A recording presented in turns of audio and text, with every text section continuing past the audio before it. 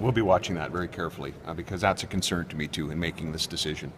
In fact, before we made the decision, that was sort of what was driving it. Will there be a value to going, or either from a positive standpoint, or is there a defensive posture we need to be assuming in terms of our economy, depending on what might be said by other jurisdictions in our own country or Canada or other places in the world?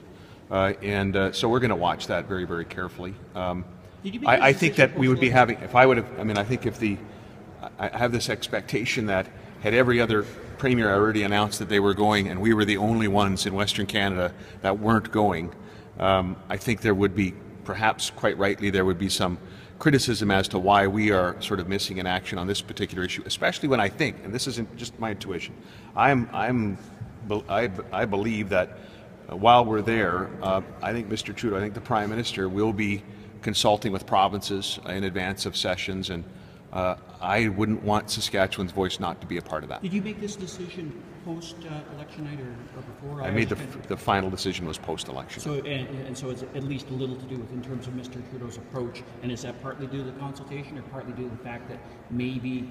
well, it is different, so that's part of it. That would have commanded us to go regardless of the result of the election. It is true that we don't know as much of the details of Mr. Trudeau's plan. I do appreciate the fact that he wants to give the provinces the latitude to kind of meet the national targets on their with a provincial equivalency. What are the targets?